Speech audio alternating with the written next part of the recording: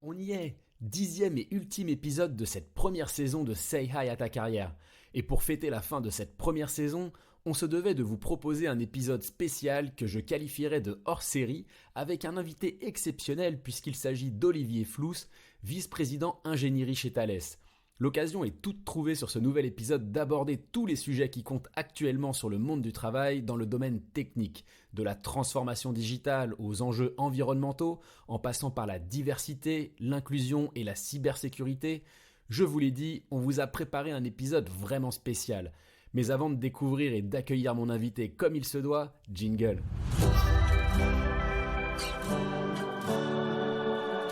Bienvenue sur Say Hi à ta carrière, le podcast de Thales qui t'aide à faire les bons choix professionnels. À travers chaque épisode, on te livre avec mes invités nos meilleures réponses aux questions que tu t'es toujours posées pour réussir ta carrière. Je suis Guillaume Couder et je suis très heureux de te retrouver sur cet épisode. Bonjour Olivier. Bonjour Guillaume. Alors je dois t'avouer que je suis super content d'être avec toi aujourd'hui pour échanger sur tout un tas de sujets. On n'a pas une thématique vraiment précise parce que j'ai vraiment beaucoup de questions à te poser aujourd'hui. Mais déjà avant toute chose, est-ce que tu peux te présenter en quelques mots ? Alors donc je m'appelle Olivier Flous et je suis le senior vice-président en charge de l'ingénierie et de la transformation numérique du groupe Thales. Ah bah écoute, je pense qu'on va avoir beaucoup de sujets là. Alors Thales, c'est quoi en quelques mots ? Alors Thales, c'est un grand groupe de technologie qui développe des solutions techniques dans différents domaines, dans l'aéronautique, le spatial, la cybersécurité, la défense et toutes ces. Ce qui caractérise toutes ces solutions, c'est leur haut niveau de technicité et le fait que ce sont des solutions qui jouent un rôle critique, c'est-à-dire que si ces solutions s'arrêtent de fonctionner, c'est nos clients, les opérations de nos clients sont fortement chahutées et généralement ça fera même la une des journaux. Donc par exemple, quand on fournit les systèmes de contrôle de trafic aérien dans 50% de la surface du globe, évidemment, si un système de contrôle de trafic aérien s'arrête de fonctionner, les avions ne peuvent plus décoller ou atterrir. Donc voilà, c'est ça qui caractérise nos solutions. Souvent, c'est que ce sont des solutions que vous utilisez tous les jours sans le savoir. Nos clients, ce sont plutôt des gouvernements, des grandes institutions, des opérateurs de transport, des armées, et on leur fournit des systèmes qui sont vitaux pour eux. Ok, ça montre un peu le niveau de Thales sur tous ces sujets-là. On va y revenir justement pour savoir quelles qualités sont essentielles aujourd'hui à des candidates et à des candidats pour rejoindre le groupe, parce que je crois qu'on peut quand même rejoindre le groupe, quel que soit d'ailleurs notre niveau d'expertise, notre niveau de diplôme, notre niveau de carrière, j'allais dire. Maintenant, si on s'attarde un petit peu sur toi, sur ton parcours, Olivier, est-ce que tu peux nous en parler un petit peu plus ? Je crois que ça fait 26 ans que tu es chez Thales.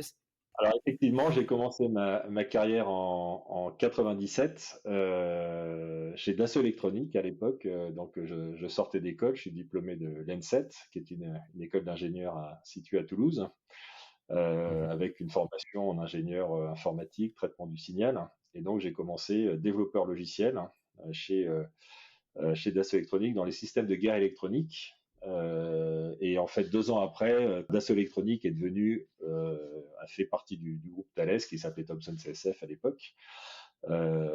Et donc voilà, j'ai travaillé 5 ans sur les systèmes de guerre électronique. Alors la guerre électronique, c'est quoi ? C'est les systèmes dans les avions d'armes qui permettent de détecter les radars adverses et de les brouiller. Et donc c'est ce qui permet, c'est ce qu'on appelle le système d'autoprotection pour les avions. Donc moi j'ai travaillé notamment pour les Mirage 2000 pour les Émirats Arabes Unis. Ensuite j'ai rejoint les activités navales du groupe où j'ai travaillé sur les systèmes ce qu'on appelle les systèmes de combat. Donc c'est tout un navire, une frégate. C'est c'est un bateau avec une propulsion, mais c'est aussi tout un ensemble d'équipements embarqués, des radars, des sonars, des systèmes de communication, des lance-leurres, des missiles, etc. Et donc il y a le centre névralgique du bateau, ce qu'on appelle le Combat Management System, le système tactique en français, qui reçoit toutes les réceptions de tous les capteurs et puis qui permet d'engager les armes quand c'est nécessaire, aussi bien au niveau sous-marin qu'aérien. Et donc déjà j'avais pris des responsabilités. J'étais le responsable technique du système tactique pour les frégates Horizon, qui sont des frégates qu'on a développées pour la France et pour l'Italie. Et donc, j'ai encadré déjà une équipe d'une centaine de personnes, de développeurs logiciels, qui ont développé. Alors, c'est des très gros logiciels, hein, un système tactique comme ça. C'est plusieurs millions de lignes de code. Pour ceux à qui ça parle, c'est Ah oui. environ 5 millions de lignes de code. Donc, c'est pour ça que c'est à peu près une équipe de 100 développeurs logiciels pendant plusieurs années, 4 ans, qui développent ce logiciel. C'est un logiciel temps réel, évidemment, avec des contraintes très fortes de temps réel pour être capable de gérer toutes les détections et tous les engagements des armes quand c'est nécessaire. Donc, Alors je me j'ai fait permets ça. juste de te couper, Olivier, Ouais, par rapport à ça, tu as eu une fonction managériale en fait hyper tôt en fait dans ta carrière. ouais, très tôt. Dès que j'étais déjà dans les systèmes de guerre électronique, j'avais une responsabilité technique assez vite. En fait, très vite, on m'a Mhm. confié des responsabilités, mais très, très techniques, Mhm. voilà, parce que j'avais sans doute des bonnes capacités techniques à la fois, et puis Mhm. de coordination, de pilotage des activités. Et c'est vrai qu'on m'a fait confiance très jeune, hein, et j'en suis très reconnaissant. Et aujourd'hui, d'ailleurs, je fais en sorte que nos ingénieurs effectivement, qui démontrent des capacités fortes au niveau technique et qui rayonnent, hein, qui font preuve Mhm. voilà, d'innovation, d'engagement, etc., on puisse leur confier des responsabilités assez tôt. Je crois qu'il ne faut pas Ouais. trop attendre pour confier des responsabilités. Ah, Voilà, donc j'ai c'est travaillé 5 ans rassurant. dans ces activités navales. Ensuite, je voulais travailler dans les activités civiles ensuite du groupe, après avoir fait presque 10 ans dans les activités de défense. Donc il faut bien voir que Thales, c'est 50-50 entre le civil et la défense. Oui.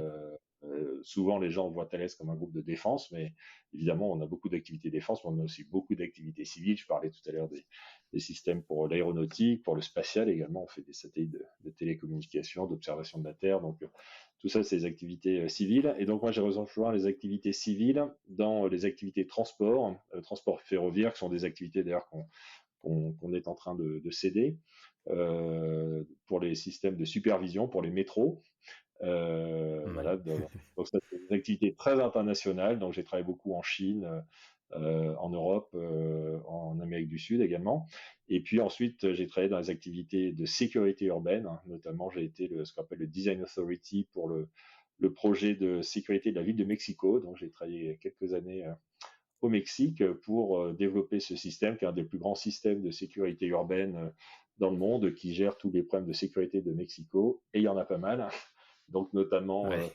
22 000 caméras de vidéosurveillance, les systèmes qui gèrent les 40 000 appels par jour que reçoivent les forces d'intervention, les ambulances, la police, les pompiers, Oui. et puis qui permettent donc de gérer les interventions de toutes ces forces pour aider la population en cas de problème de sécurité notamment, qui est un système qui est donc d'une grande complexité évidemment, mais qui a permis de réduire énormément les problèmes de sécurité à Mexico. Donc c'est pour moi une grande fierté de voir l'impact Ouais. positif qu'a eu ce type. On a complètement supprimé, je crois, les vols de voitures, par exemple, au Mexique, puisqu'il y avait des systèmes Ah de ouais. reconnaissance de plaques d'immatriculation. Dès qu'un véhicule était déclaré volé et qui passait devant l'une des caméras, il y avait une alarme automatique envoyée au policier le plus proche pour intercepter le véhicule. Donc, enfin, voilà, c'est le genre de solutions qu'on a développées qui ont beaucoup contribué à réduire les problèmes de sécurité dans la ville de Mexico, ce qui était un fléau quand même très, très important là-bas. Voilà, alors ça, c'est sans doute ce qui m'a rendu très visible à l'époque d'avoir joué ce rôle sur un projet particulièrement compliqué et qu'on a délivré.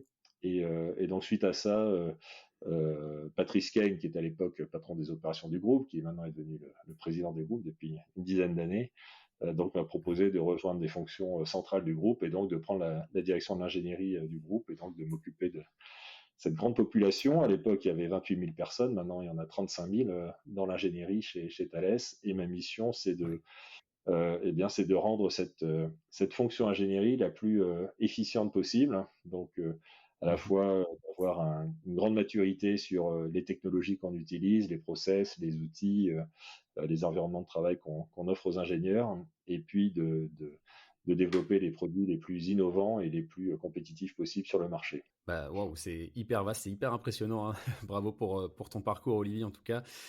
Tu travailles sur plein de sujets, hein. L'ingénierie, on a vu chez Thales, c'est beaucoup de métiers, beaucoup d'activités. Maintenant, est-ce qu'il y a des dénominateurs communs entre ces activités? Est-ce qu'il y a des qualités qu'il faut absolument avoir en tant que candidate ou que candidat pour intégrer une entreprise comme Thales, quel que soit d'ailleurs on va dire la verticale ou l'expertise sur laquelle on va s'orienter? Alors, je dirais que déjà, il faut avoir un goût de la technologie. On fait des produits à haute technologie et souvent des produits qui mélangent beaucoup de technologies différentes. Donc, quand on regarde un satellite, par exemple, dedans, on va avoir des spécialistes en électronique, en mécanique, en ingénierie thermique, en logiciel, hein. Il y a beaucoup de logiciels embarqués sur un satellite. En hyperfréquence, en optique, suivant ce qu'on met sur ce satellite.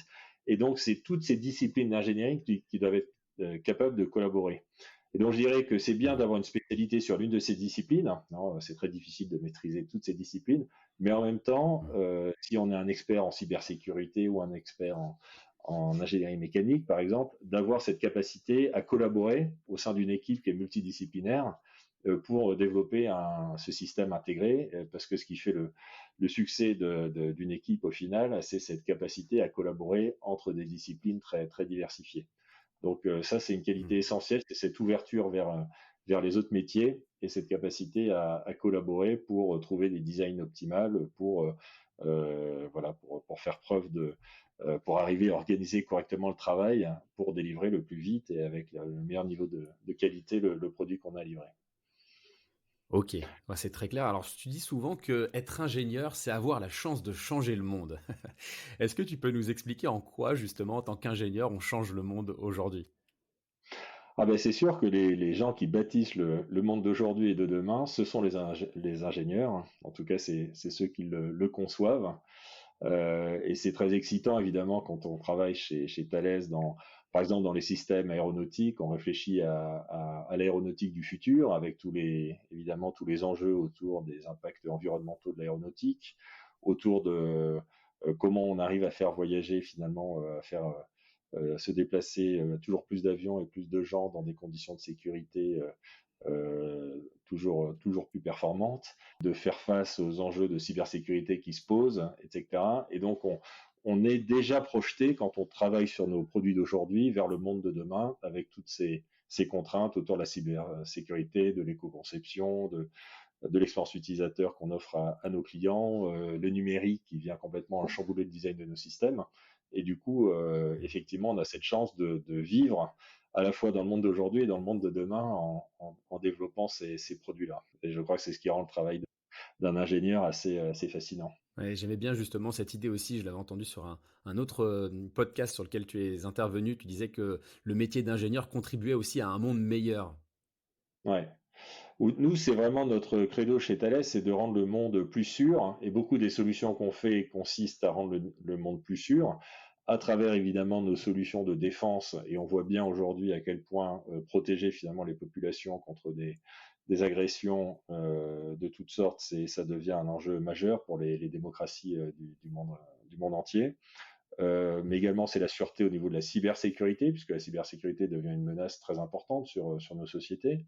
Autour de la sûreté de fonctionnement de nos systèmes. Quand vous prenez l'avion, vous aimez savoir que il y a des ingénieurs qui ont conçu des systèmes très résilients et qui permettent de faire face à tout type de situation pour éviter une catastrophe aérienne. Donc ça, c'est rendre le monde plus sûr, rendre le monde également, on dit, plus euh, au niveau environnemental, hein, tenir Ouais. compte des enjeux environnementaux qui deviennent majeurs, évidemment, et donc nos solutions doivent être beaucoup moins gourmandes en énergie, doivent être recyclables, faire usage de matériaux recyclés, etc. Donc ça devient un enjeu absolument majeur sur tous nos produits, y compris d'ailleurs dans le monde de la défense, et doivent contribuer, par exemple, quand on fait du contrôle de trafic aérien, on fait en sorte d'optimiser les trajectoires des avions, de faire en sorte qu'ils puissent planer plus longtemps, etc., pour consommer moins de carburant. Donc c'est ce type Ouais. de solution qu'on développe pour tenir compte évidemment des enjeux environnementaux qui sont majeurs. Et puis on dit aussi un monde plus inclusif, hein, c'est-à-dire qui permettent d'accéder notamment via nos solutions de connectivité On développe des solutions non seulement d'identité numérique, mais de connectivité satellite et de communication qui permettent à l'ensemble de la population à avoir accès aux moyens de communication, à l'Internet, de façon sécurisée. Donc voilà, Ouais. construire un monde plus sûr, plus green, plus vert ou plus Ouais. éco-responsable et plus inclusif au niveau notamment de l'accès aux technologies de l'information, c'est essentiel pour nous. Ouais. Et on Ça, est ce sont des sujets convaincu. sur lesquels les candidats. Ouais. Ouais, et on est convaincu chez Thales, j'ai envie de dire que la technologie, ça n'est pas la solution, mais ça fait partie de la solution aux enjeux majeurs du monde d'aujourd'hui, et que les ingénieurs ont un rôle majeur à jouer pour améliorer le monde dans lequel on vit. Il y a évidemment d'autres enjeux politiques, géostratégiques, etc., mais les ingénieurs ont une part fondamentale à jouer et doivent tenir leur rang pour rendre le monde meilleur. Et est-ce que justement, tu parlais de développement durable, de responsabilité environnementale, est-ce que ce sont des sujets sur lesquels les candidats et les candidates vous challengent de plus en plus? Est-ce que tu sens qu'il y a eu une évolution ces dernières années? Ouais, très forte, hein. Récemment, là, je donnais un cours à l'école des mines, par exemple, à Paris, et j'ai eu beaucoup de questions sur ces sujets-là. On voit bien que les sujets environnementaux deviennent évidemment extrêmement importants pour les candidats, et ils ont raison, hein. C'est évidemment un des Mmh. enjeux majeurs des transformations qui nous attendent. Il y a également beaucoup de questions sur l'inclusion. Est-ce qu'on offre un environnement de travail inclusif dans lequel voilà, les candidats, quelle que soit leur origine, leur diversité, soient le mieux Oui, accueillis possible, hein. Et ça aussi, pour nous, c'est extrêmement important d'offrir cet environnement inclusif et dans lequel on n'a pas que des clones, mais des gens qui viennent oui, d'environnements très différents, de formations différentes, de backgrounds différents, de nationalités différentes, et que oui, quelle que soit et que ces différences deviennent une force pour nous, pour notre innovation, pour notre capacité à imaginer des solutions différentes ou à appréhender les problèmes de façon différente. On croit beaucoup oui. au fait que la diversité, c'est un facteur essentiel non seulement de développement des individus, mais également le fait d'être confronté à la diversité, également pour résoudre des problèmes plus complexes. Ouais, ça, c'est hyper intéressant justement parce que tout à l'heure, quand tu présentais les activités de Thales, moi, je t'avoue que j'étais vraiment impressionné. Je me suis dit, mais attends, si je sors pas d'une grande école d'ingénieur, jamais je pourrais travailler chez Thales. Mais tu me confirmes en fait que quel que soit son profil, aujourd'hui, on peut s'intéresser. Enfin, certains métiers chez Thales nous sont quoi qu'il arrive accessibles. Absolument. Et d'ailleurs, et même moi qui suis dans la fonction, enfin qui pilote la fonction ingénierie, je parle des ingénieurs, mais c'est presque je devrais dire les personnes travaillant dans la fonction ingénierie, puisqu'il n'y a pas que des gens formés par des écoles d'ingénieurs ou des Oui, universités dans cette fonction.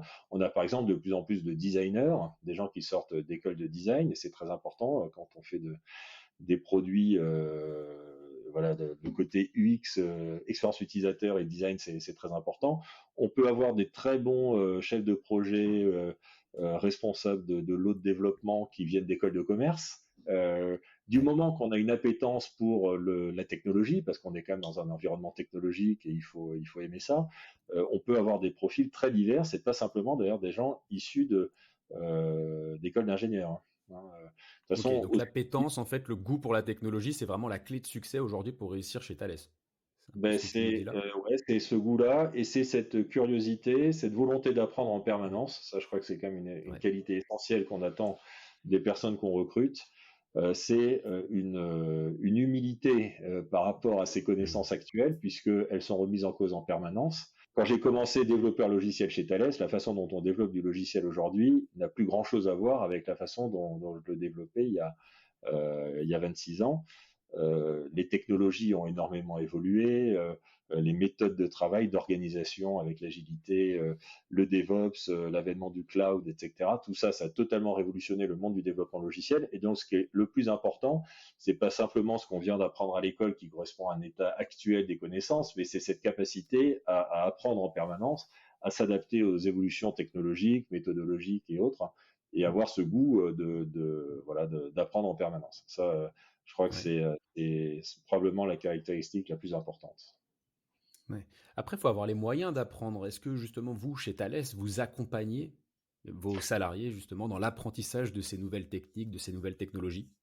Alors absolument, nos organisations dans les centres de compétences d'engineering, il y a deux axes forts. Il y a un axe projet, hein, le delivery. Donc voilà, là on travaille sur des projets pour tenir des engagements sur des contrats qu'on a signés avec des clients. Et puis il y a un axe, le deuxième axe, c'est l'axe métier.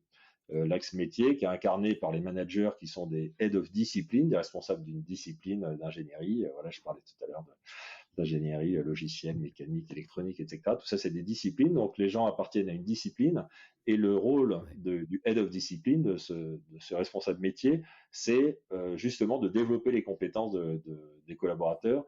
Et ça se fait via du coaching, de la formation. On dédie du temps également à l'apprentissage. Hein, c'est ce qu'on appelle les learning moments chez nous. Donc, qui sont des Ouais. moments qui sont dédiés à l'apprentissage collectif ou individuel.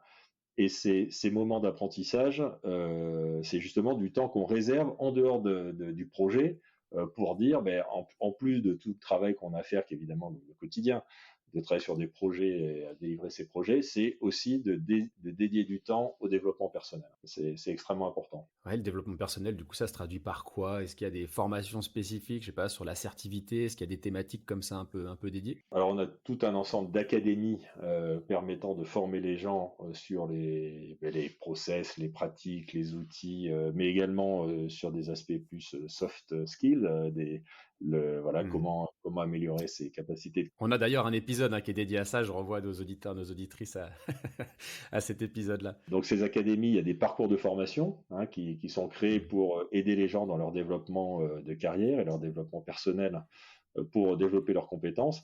Et puis, dans ces learning moments, c'est plutôt généralement des réunions d'équipe, hein, où on va prendre par exemple une équipe qui développe du logiciel embarqué sur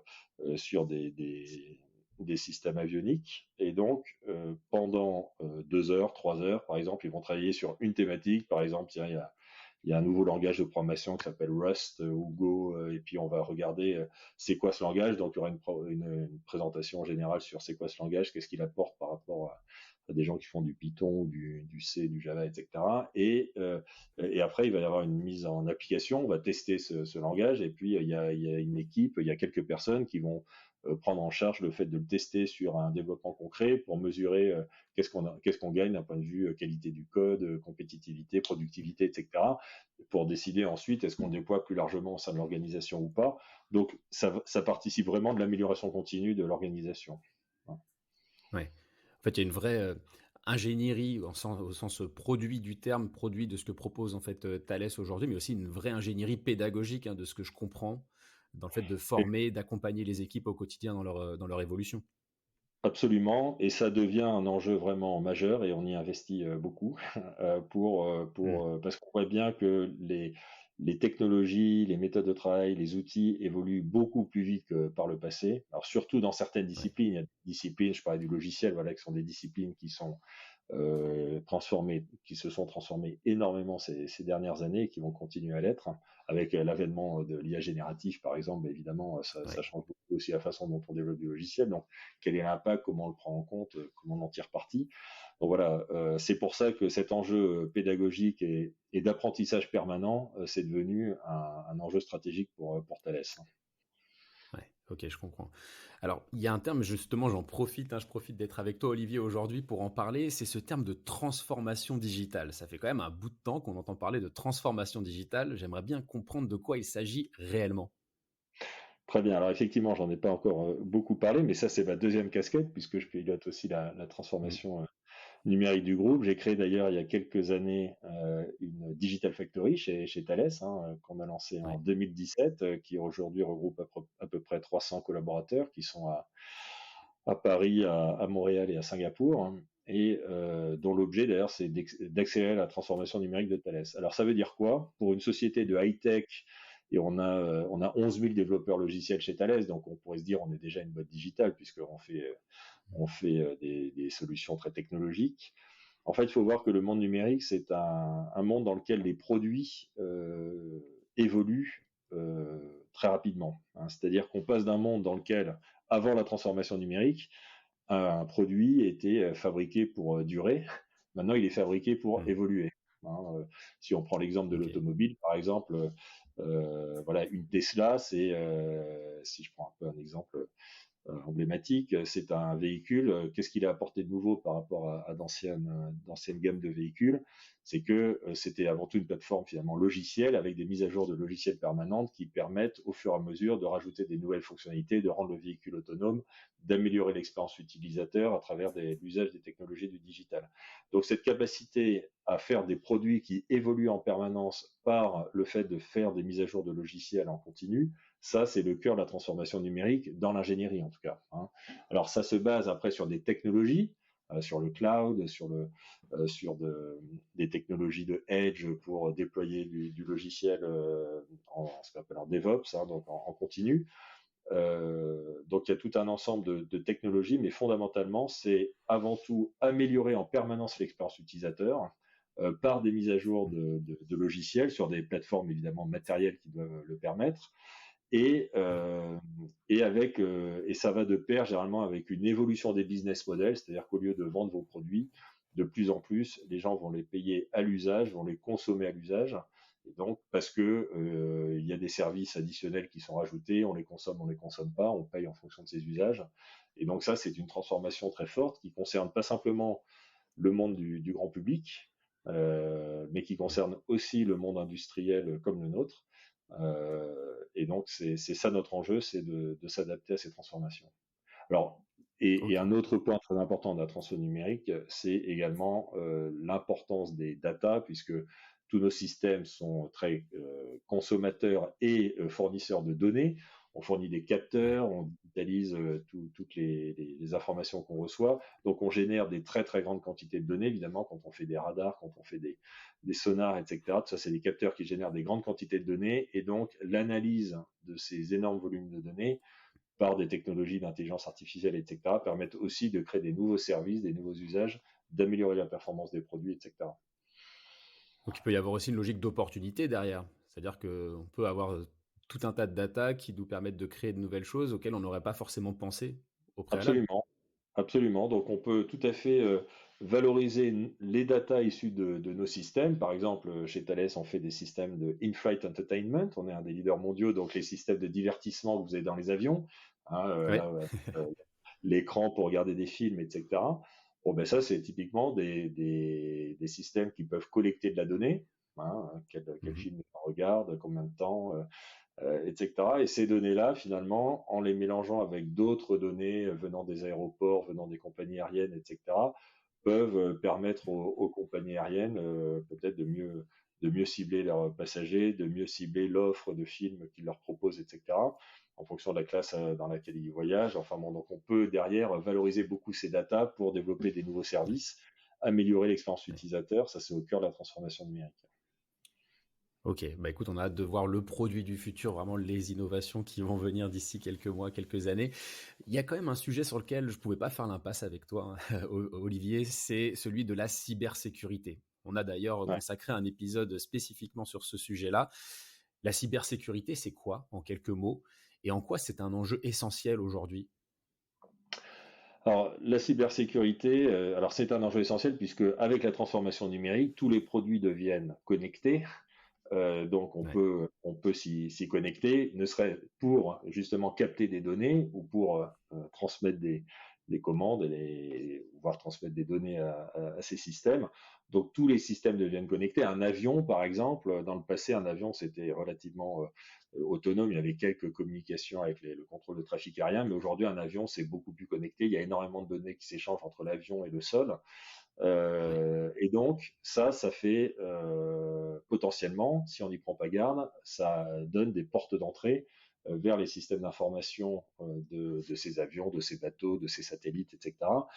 Et donc, ça donne des opportunités pour des hackers de prendre le contrôle Hmm. de ces systèmes à distance, hein, ou de les empêcher de fonctionner, de modifier leur comportement, etc. Ce qui évidemment peut avoir des conséquences désastreuses. Hein. On a tous, Ouais.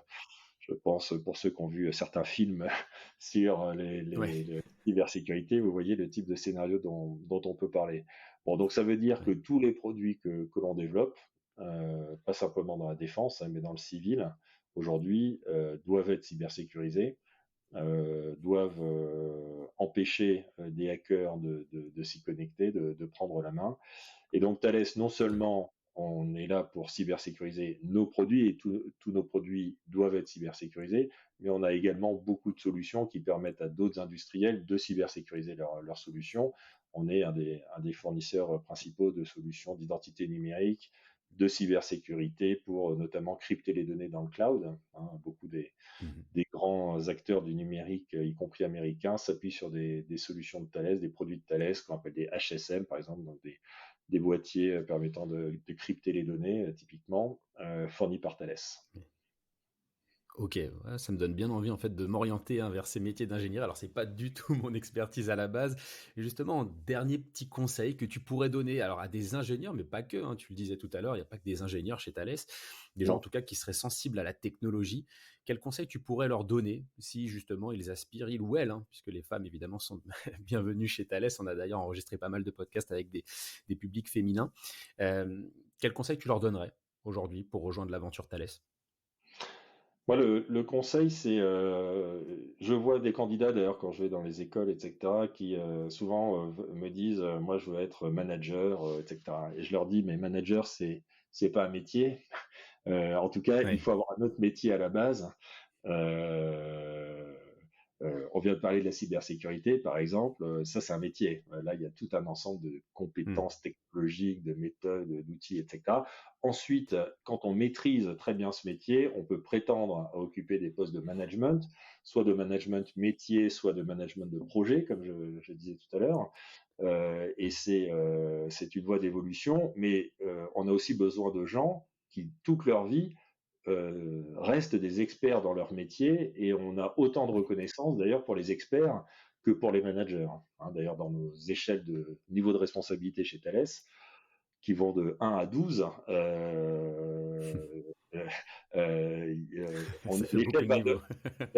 l'échelle va de 1 à 12, aussi bien dans l'axe management. Voilà, moi je suis dans l'axe management niveau 12, mais on a également des gens qui sont au plus haut niveau de responsabilité dans l'axe expertise.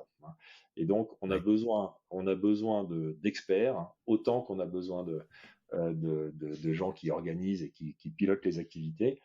En tout cas, ce qui est important, c'est de toute sa vie, même dans un rôle de management, de garder un contact très très proche avec les sujets techniques que les gens traitent. Là, je parle évidemment pour les fonctions techniques du groupe. C'est important de garder un lien très proche avec les ingénieurs, avec le métier. En tout cas, moi, à mon niveau, c'est ce que je m'efforce de faire, de garder un contact très très direct avec les évolutions technologiques, les transformations de nos métiers, parce que c'est comme ça qu'on arrive à être un manager qui a un impact positif.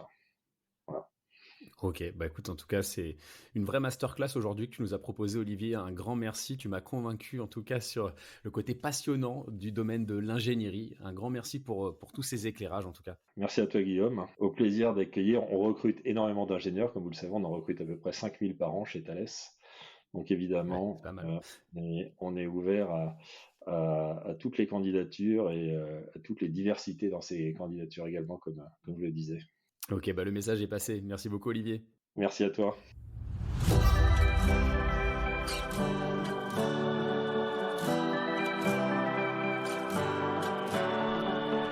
Tu viens d'écouter un épisode de Say Hi à ta carrière, le podcast de Thales qui t'accompagne dans ta vie professionnelle. On espère que cette interview t'a plu. Si tel est le cas, n'hésite pas à t'abonner pour ne pas manquer le prochain. À bientôt.